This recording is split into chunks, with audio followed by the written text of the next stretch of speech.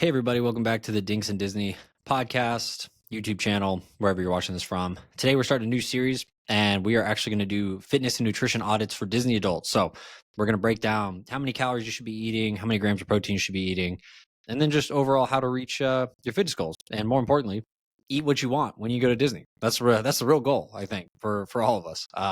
So, my guest today, her name is Ashley. Ashley, go ahead and introduce yourself, let people know where you're from, what your goal is, stuff like that. Hey everybody, my name is Ashley Lazard. I'm 35 from Middletown, Connecticut, and I'm a huge Disney adult. I don't know if you can tell by the ears in the back. And my fitness goals are to lose a little bit more weight. I'm currently in the hundreds, which is great, but I just want to lose a little bit more and met Jake through Magical Transformation, so I'm excited. Yeah, this is a joint venture. It's going to be Dinks and Disney with Magical Transformation. So, everyone doing these audit calls are actually going to be from our Disney Adult Fitness Group, Magical Transformations, which we'll link down below in the description for anyone who wants to do a 7-day free trial and maybe get on one of these calls with me. But anyway, let's talk about you. So, let's start with. So you said your overall goal. Let's start with like what's holding you back. What are things that actually make it harder, you feel like, to reach this goal? I think what makes it harder is basically, not doing the gym properly Mm. and like wanting to learn more on not just cardio, but like also strength training as well. Okay. Yeah. So this is one of those things that a lot of people get wrong when it comes to their fitness goals. And I think a lot of people get cardio kind of beaten down to them for like a really, really long time. And especially for women, just because, from a really young age, women get taught that like weightlifting's for men, lifting weights is for men, which is so stupid. And cardio tends to be the main focus. And so that tends to be where a lot of, not even just women, like a lot of dudes, or they tell me they want to get in shape. They're just like, well, I'm just gonna start running a lot. And I'm like, well, that might be okay for like getting started. Like anything's better than nothing, right? So like doing a fitness activity is still great, but if we want to make it last, we need to make strength training a priority, right? So okay, so that's gonna be the thing that's kind of holding you back. Let's start with getting you your calorie and your protein goal, and we'll kind of handle nutrition, and then we'll come back to fitness. Okay. So to find this, guys, I have an online calculator that I link in the group, and that I really like to use. The only big thing about the online calculators is that they're not 100% accurate. We're going to have to make adjustments based on the individual, but they're a really good starting point. Okay. So, Ashley said you're 35. Yep, 35. How tall are you? 5'4". 5'4". And then roundabout body weight. 184 right now currently. Okay. All right. How many days a week do you feel like you work out? About 2 to 3. 2 or 3? Okay. Yeah. So, I would say a good calorie goal for you would be closer to like 1650 ish per day. And then protein wise, I would always recommend as close to a pound of body weight as possible, while not exceeding necessarily like 200 grams. I would say for men, it might be a little bit different. Like I tend to eat around 225, 230 grams of protein per day, but I weigh like 225. Um, I would say, especially if you weigh over 200 pounds and you're trying to get under 200 pounds, you don't need to eat 200 grams of protein. I think that's kind of where the line is, where it starts to get a little bit like over what we need to eat, especially to be in a calorie deficit. So I would say for you, shooting for like 165 to 175 grams of protein per day would be great. Those grams of protein are going to matter a lot for kind of the next part of what we're going to talk about, which is the fitness side. Like I actually building, gaining, and maintaining lean muscle. But have you ever tracked your food before? Yeah, I use Weight Watchers app. Okay. All right. Do you know how many grams of protein you're normally getting? Usually like 100 grams of protein. Okay. What do you mainly get that from? Usually from, just like because I eat Eggo waffles protein, and then I do a lot of chicken and a lot of salmon. Okay. Okay. So do you have like a whey protein powder you like? A whey protein powder that I like. I actually have it downstairs, but I just don't remember the name of it. Okay. Well, this for anyone watching, this podcast in YouTube is sponsored by Legion. So if you do need a whey protein powder you like, you can try Legion. If you use code Disneyfit at checkout, get a bunch of savings, but we'll link that down below. So um there's a lot of like playful things you can do with whey protein that I think kind of go outside of what a lot of people normally use it for. And so like normally people use shakes, right? Like that's the go-to. And from somebody that drank a lot of shakes like throughout my athletic career and my like, competitive days in CrossFit and all that time, I would say people underutilize whey protein because you can mix it into most things. Like I mix it into cottage cheese, Greek yogurt, and one thing that I was shown even pretty recently, like this, I didn't come up with this. Somebody actually in the group said this, and it blew my mind because I was like, "How have I never done this?" You can get unflavored protein from Legion or whatever, and uh, you can actually mix it into like pasta sauce, or you can mix it into mac and cheese and stuff like that. So, uh, a really really high protein meal that I kind of figured out through that process of using the unflavored protein was uh, if you take, they're called Goodles mac and cheese, and it's a high protein mac and cheese. And if you take the Goodles mac and cheese and you put a scoop and a half or scoop of whey protein in there, like the unflavored kind, if you just give it a good mix, it'll really break up any like the graininess from it. And you can get 50 grams of protein from your mac and cheese. Oh wow. And I'm a Yeah. huge mac and cheese lover. Yeah. Yeah. Well, I mean, whether it's at Disney or not, I mean, mac and cheese is solid. It's the best. But uh, just doing like kind of playful stuff like that is really helpful. Uh, Another thing for protein that I mean, I would say a lot of people don't do. It just sounds weird, which is why I think a lot of people don't do it. But it's the liquid carton egg whites actually have no bacteria and they're heated and beaten before they're carton. So I actually add liquid carton egg whites to my shakes because there's no flavor or texture. So if you did 2 shakes per day, so if you did a cup of fat-free Fairlife milk, which has like 13 grams of protein in it, 150 grams of liquid egg whites, which is like 15 grams of protein, I think, or 16, and then a scoop of whey protein powder, which on average is like 25. I mean, you could get like 60 plus grams of protein from a single shake, which is, I mean, obviously very good considering most people are trying to get to like 100 to 200 in that range.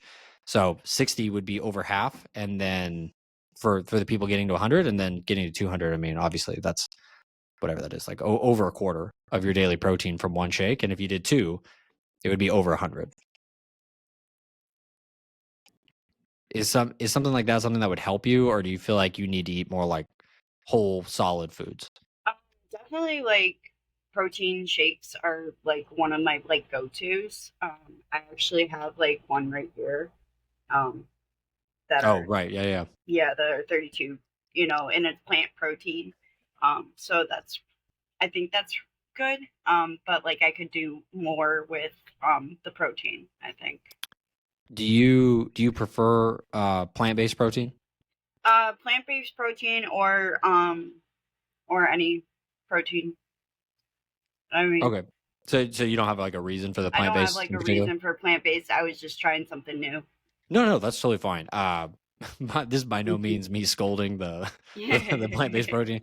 The This is more just for listeners and viewers. The only reason I ask about plant-based versus animal is because plant-based protein tends to get, I would say, the marketing for a healthier protein. Like people marketing typically directs it as like plant-based protein is inherently healthier than whey protein or animal-based protein, which is not true necessarily. So plant-based protein is actually missing an essential amino acid in it that's called leucine, or it's largely missing leucine.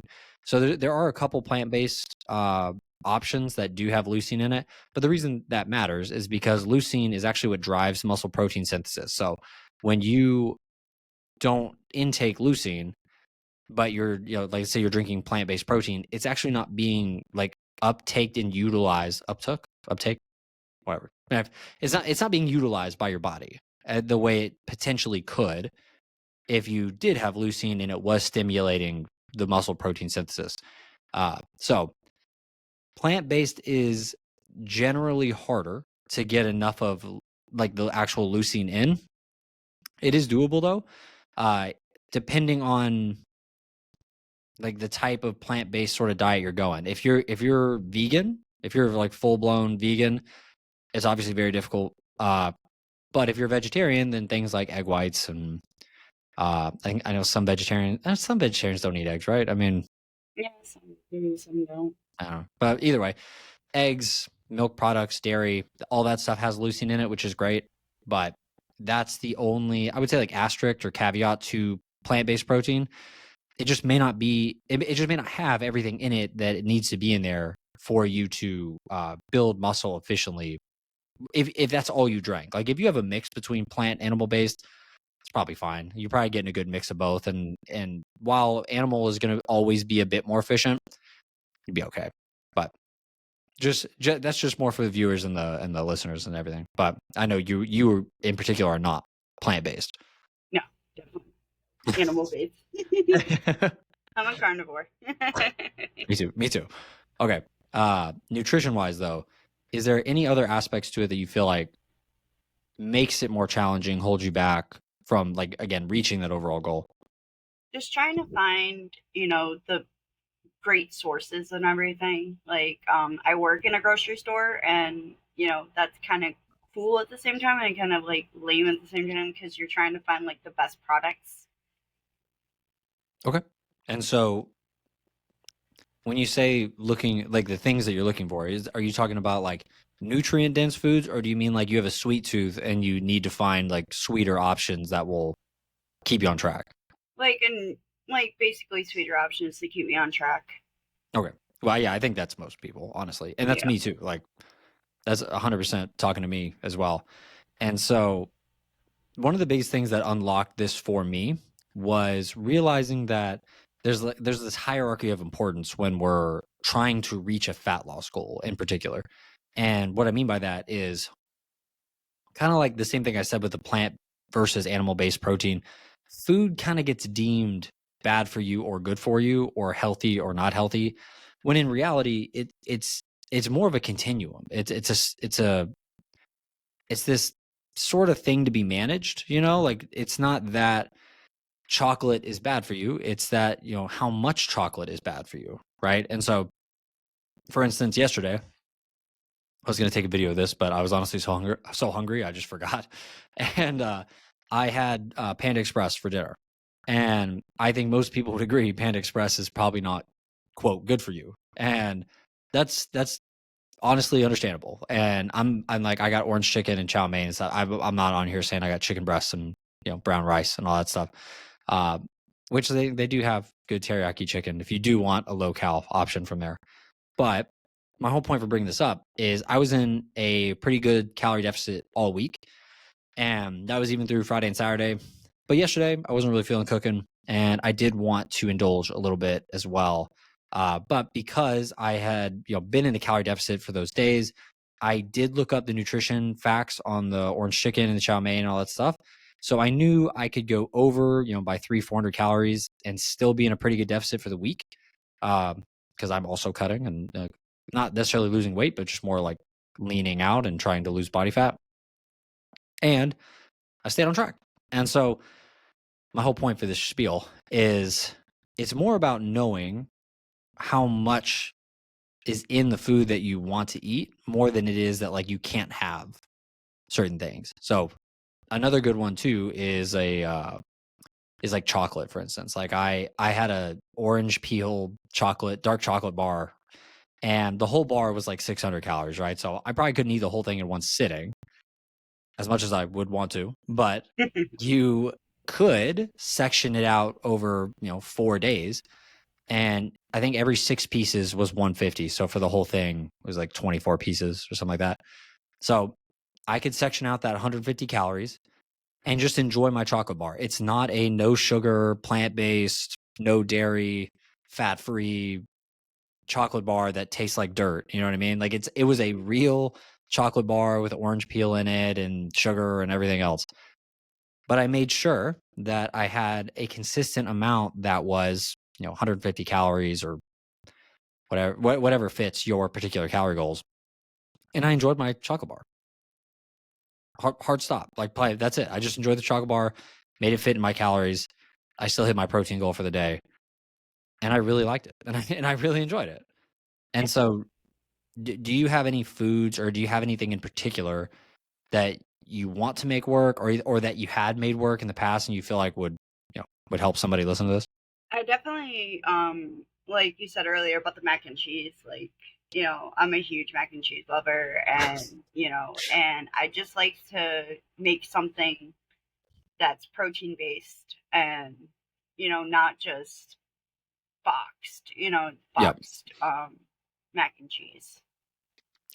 And even for like the sweet stuff, because that I guess that kind of falls more under savory, but like even for the sweet stuff, the unflavored protein goes a long way with that. But one of the other like kind of sweet tooth things that I discovered was how adaptable Cool Whip is.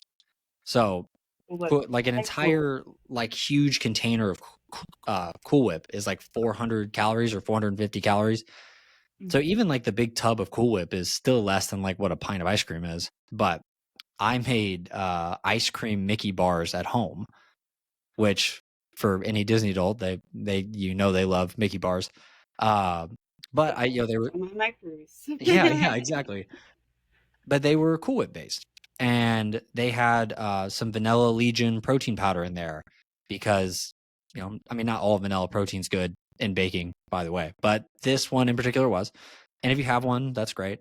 And so you mix, I have the whole recipe on my Instagram and everything, which we'll link it all down below. But this is one of those things that like each bar was like 70 calories. And it wasn't like I was eating it thinking like, oh, this is good for a protein bar. Like it was good for any dessert. And there are plenty of options like that. You just need to get creative. And sometimes too, people need to take advantage of the resources they have. Like if you have a coach or if you're in the group, you can obviously ask myself or Coach Blaine.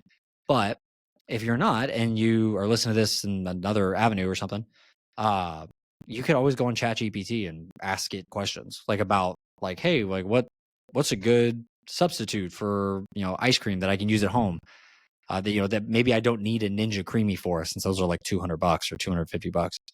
Uh, I also don't have the patience for that, by the way. You gotta like freeze it overnight and stuff for it to where I don't know. The Cool Whip bars from start to finish, I mean maybe a couple hours, and 2 or 3 of those hours are just sitting in the freezer. Like putting it all together, putting it in the mold takes 10 minutes, let it freeze for 2 or 3 hours, and then boom, you're ready to go. So if you have a patience issue like me, that's probably a good option to have. Uh, in general though, are those is that a good frame for you, like in terms of like the sweetness or the Yeah, sweet tooth? definitely. Yeah, definitely hitting the sweet tooth is like, just try and find alternative ways of getting that sweet tooth thing. Cause like I can down a pint of Ben and Jerry's. Like Yeah. no joke. Um, but like lately what I've been doing is I'll have a pint of Ben and Jerry's and just have like 3 or 4 scoops full Yep. and then just put it away and then Right. just wait until the next day or the next day. Yeah. Or sometimes I'll even forget it and be like, "Oh, I had ice cream. Oh, okay. Let me grab some." One of the tricks that's always helped me, because this was mine for actually it was popcorn. So if you hand me a bag of popcorn, I'll just stand there and eat the bag forever. Like I'll eat the bag of popcorn the whole way through. But if I put it in a bowl, if I like section out a serving of popcorn through laziness or otherwise, I don't know, I literally won't get up to go get another serving of popcorn. But if I bring the whole bag and sit down with it, I'm not going to stop for a while. Like I'm gonna really get into that for a little bit.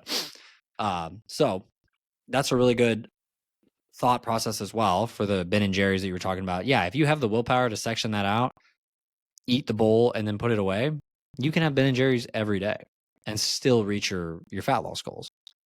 but that does take a little bit more willpower for sure. Yeah. Another ice cream alternative you could try, and I'm not a big fan of ice cream alternatives only because most of them suck. Like I've tried a lot of them. Most of them are terrible. But a pretty good one that Ashley and I found is the Halo Top mix-in options. I'm not sure if you've seen this because like Halo Top's been out for a while. Yeah, I've seen that actually through checkouts and stuff. So. Yes, yeah. So the mix-ins, like the double brownie, they have a cold brew one that's really good. That was another one, but it's escaping me right now. But either way, they are a little higher calorie than the regular Halo Top, but the whole pint's like 480 calories, I think. So again, like it's lower than a regular pint of ice cream, which is like 700 and some odd calories, and it's still really good. Like it really is. It has chunks of real brownie in there, or like chocolate chip chunks in the cold brew one. So it's not that it tastes like a low cal ice cream. It tastes really good, but sometimes it's like a little bit of that trial and error. So hopefully that little recommendation for the mix-in is also helpful for the ice cream lovers. Listen to this. But shifting gears just a little bit, we'll get into the sort of fitness side. Can you kind of break down what fitness looks like for you? Fitness looks like for me currently is that I'll just, go to the gym and then I'll start on the treadmill and Okay. I'll do about like 20 to 30 minutes just walking on the treadmill. And then I switch gears and go to the bike and do like another 10 to 20 minutes at least. And then that would be it for like my cardio day. Okay. But like with strength and stuff, I really still haven't gotten the niche from it. Okay. And trying to find different ways. Okay. Yeah. So I would say it's pretty typical in terms of like the cardio, like preferring the cardio to the strength training, or just not feeling comfortable with the strength training in general. So let's talk about sort of how to get around that. All right. So the reason it matters is because when you do only cardio and you undereat on protein, it's very common for your body to break down lean muscle mass as energy. And it's just because amino acids convert into glucose, so it's like sugar in your liver. And aside from carbohydrates, it's going to be the first one that your body prioritizes. Uh, and then from there, we burn body fat and everything else. So it is very important that we maintain a high level of amino acids in our blood so that we can use them in a calorie deficit sense. We can use them for some energy, but mostly for strength training. And so when we lift weights and we eat a lot of leucine protein, like or high leucine content protein, like animal based protein, it's going to become a preference for your body to build and maintain lean muscle versus burn the lean muscle. So overall, that matters because the less lean muscle you have, usually the less dense your bones are, and normally the slower your metabolism gets. Okay, so that tends to be why over 90% of people will gain all the weight back that they lose. And so we see this time and time again. People will lose, 40, 50, 100 pounds, and then 2 years later, they're the same weight or heavier than before they started. And that's usually because they follow a pretty similar formula of cardio for 30 minutes, either no strength training or very minimal strength training, undereat on protein because they're trying to eat so few calories to lose weight as fast as they can. And we have to reframe this. And so it goes from losing weight as fast as I can to losing as much body fat as possible over my lifetime and not gaining it back.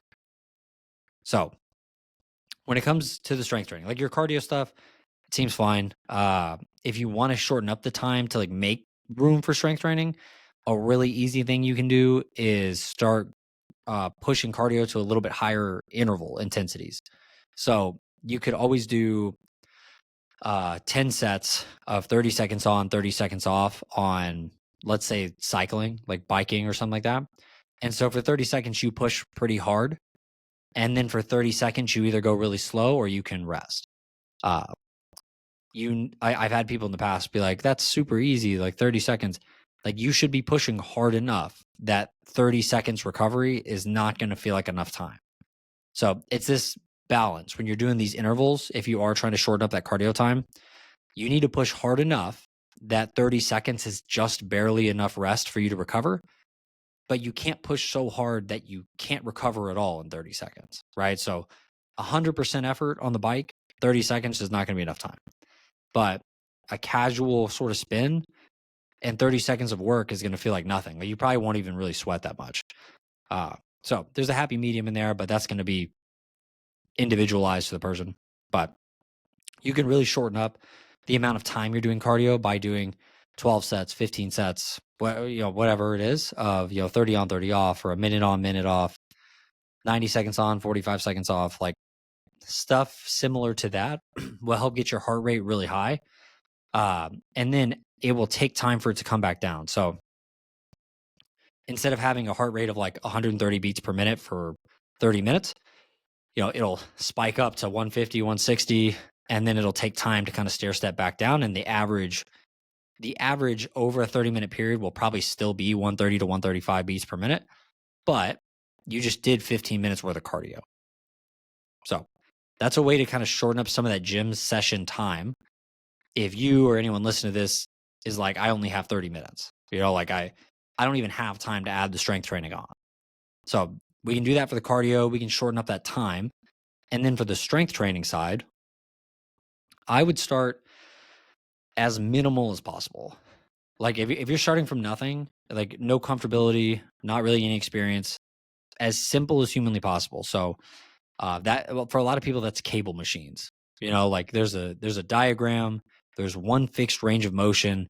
You can't mess it up. Like you literally can't mess it up because it won't move any other way. Then like if you're going to row it, it's literally just going to row back and go forward. You can't pull it sideways or anything like that. It's one fixed range of motion. Do you have any experience with cable machines in particular? I used the arm press one. Mm-hmm. I've Okay. used those, and I've used like presses as well. Okay. Yeah. So if you're going to work out, let's say 3 days a week. Okay. So the way I would kind of structure it is I would have one day that's like more lower body focused. I would have another day that's more upper body focused. And then I would have another day where you kind of do a little bit of both. Okay. So that way you hit both like upper and lower twice a week.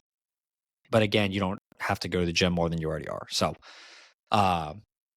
one really underutilized, I would say, like workout planning tactic is like using very similar equipment or the same equipment, but changing the reps, the weight, and the tempo. So I think a lot of people get confused because they think their workout needs to be different every single time. Like every single time they go in, they're like, well, I did the leg extension last week, so I'll probably try to figure out a new leg exercise this week. When in reality, the leg extension is a perfectly good cable machine for everybody, as long as you don't have any injury or anything. I feel like anytime I say that, I get somebody in the comments that's like, but what if I don't have a kneecap? And you're like, okay, for you, if you don't have a kneecap, probably don't do the leg extension. But for most people, you can do 3 sets of 12 on the leg extension, or you can do 4 sets of 8, and you can change the weight. If you do 4 sets of 8, you can go a little heavier. 3 sets of 12, you go a little lighter. And then you could always adjust something like a tempo. So what I mean by that is if you're going to do a leg extension and your leg is coming up here, then your leg can come up and you go 1, 1,000, 2, 1,000, 3, 1,000 as your leg comes back down. And that added time under tension is going to help the muscles grow, tone, whatever you want to call it. They're all kind of synonyms for each other. But we can kind of play with it that way. But the important thing for you with this advice is you could be like, hey, my leg day is going to be, I'm going to leg press for, let's say, 3 sets of 12. I'm going to do my leg extension for 3 sets of 12, hamstring curl 3 sets of 12, and then I'm going to do like 3 sets of 20 on a weighted calf raise or something. Then you hit every major muscle group in your legs, or most major muscle groups in your legs. You kept it really simple. And then next week you could always do, 3 sets of 10 and just go a little heavier. Or you go, 4 sets of 8 and go a little heavier. So weight training doesn't have to be super complicated. we can make it really easy and then also really, really linear too. Like same machines, but I'm going to try to just, go to a heavier weight at the same tempo every week. You don't have to adjust the reps too. You could do 3 sets of 10 every week, try to go a little heavier and try to keep that same 3-second tempo the whole time. And you will definitely build muscle. Does that make the process easier? Like, does that like focus wise make it easier? Yeah, it definitely makes it a lot easier. It's just trying to figure out, like the best way of starting, Yep. like poundage wise, you know what I mean? Like start at like 10 maybe, or like, Yeah. Yeah. Yeah. And so, and then just increase. so the goal for finding the appropriate weight is going to be, it's going to be similar to, when you are weight training and you're kind of feeling your muscles start to slow down, like the first few move pretty fast, and then you know on number 8 or 9 or something, like it gets a little slower as you're kind of moving through it. So that's kind of the goal, like is getting to that point where it's starting to get challenging towards the last 2 to 3 reps of the set. So one thing people shouldn't be scared to do is have 3-4 warm-up sets. So sometimes people don't make a lot of progress in the gym because they tell me that they're like, "Hey, I'm doing 4 sets of 10, like you said, and it's not working." I'm like, "Oh, okay. So, what'd you do for the first set?" They're like, "Well, I did 10 pounds. Let's say 10, just hypothetically." I'm like, "Okay. What'd you do for the last set?" They were like, 80. Well, 10 probably wasn't heavy enough to actually stimulate any sort of growth. Like maybe 80 was. And so your working sets could have started at like 70. And then you could have done 2 sets at 70, 2 sets at 80. And now we're creating enough tension in the muscle to cause growth, burn fat, tone it up. Like now we're creating enough tension to do that. But 4 sets of 10 doesn't mean I sat on the leg extension and I did a set of 10, so that counts as set 1. So it's okay because that only happens like the first, I don't know, couple times. But then you start to get a feel for it. You're like, "Hey, last time I did this, I ended at 80 pounds. So this time I'm going to start at 65 or 70 pounds or whatever, and then try to end at maybe 85 or 90." And you don't always have to progress in weight. Like like I said, you could always slow it down a little bit or just stay at the same weight for a couple weeks and get comfortable with those tempos. But the issue you're feeling and facing is, that you're just unsure of, what weight to lift. And so I'll always recommend to start slow. Start slow.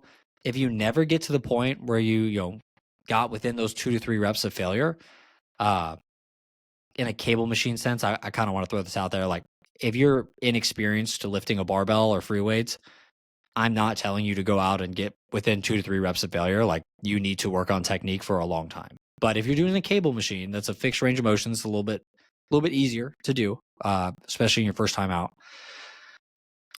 It's super duper okay to hit 6-7 warm-up sets while you're trying to figure out what weight to lift, because after the first week you're gonna know, or the second week you'll know. So it's kind of like when you get hired in a new job, you don't usually just start the first day. Like, you end up shadowing, and then they train you, and then you kind of do it with somebody watching, and then you do it on your own. Well, maybe the first time you go, like, part of your training, your intro, is just figuring out what weight you're going to use. So maybe that first week, no, we're not going to make like astounding progress, but you're getting your ducks in a row so that when you get into the program for real, or into your strength training program for real, you know exactly what you're going to do, and you don't waste the first 2 to 3 months messing around, not seeing any progress because you never took the 1 week to figure out what weights you actually needed to lift to see the progress you were trying to see. Does that make sense? Yeah. All right. Do you have any questions about that?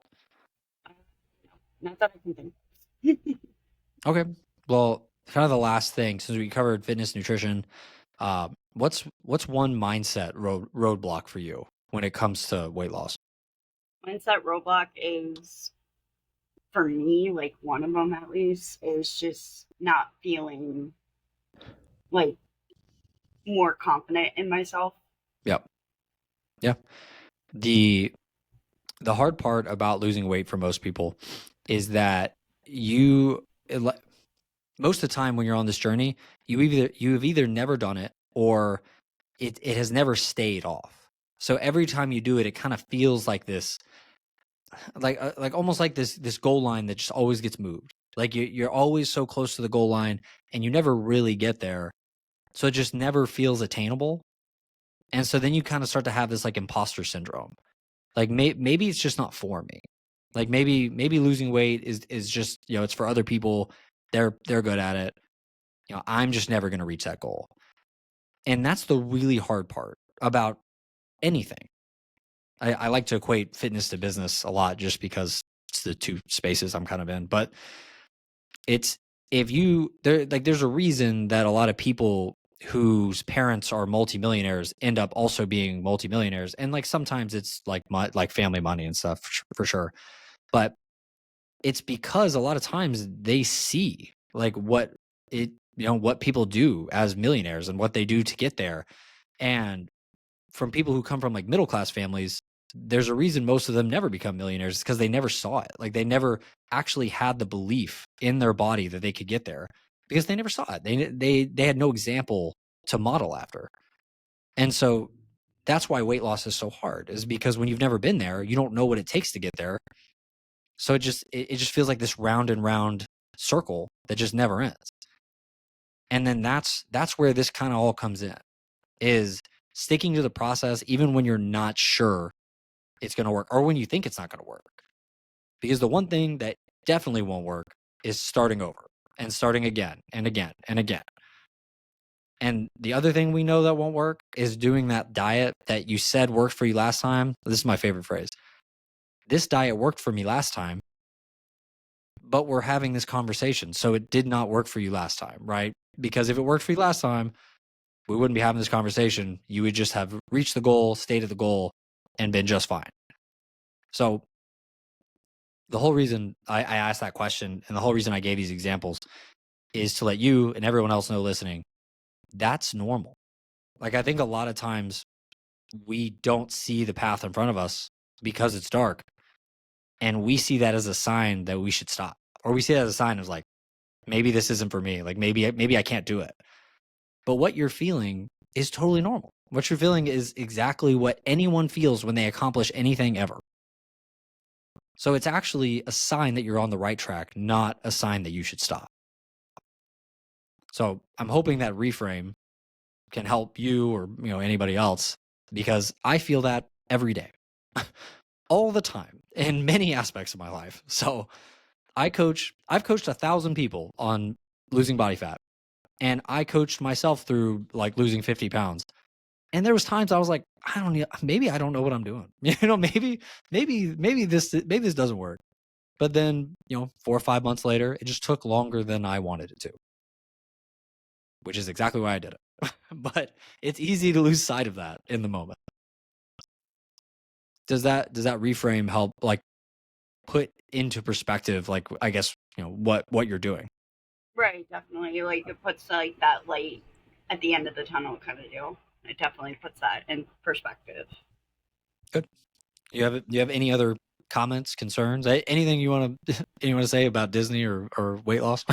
Okay, well, Disney wise, hopefully going to be going on another cruise soon. We're going to be going on the Disney Dream, so we're working on that.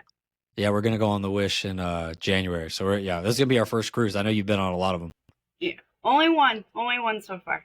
What? Oh, I'm sorry. Yeah. I don't know why I thought you were been on more. Was it your boyfriend that's been on more?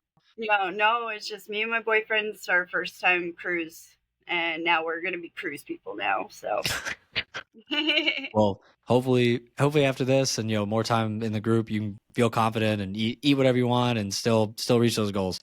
Definitely. Thanks, Jake. I appreciate your time with me.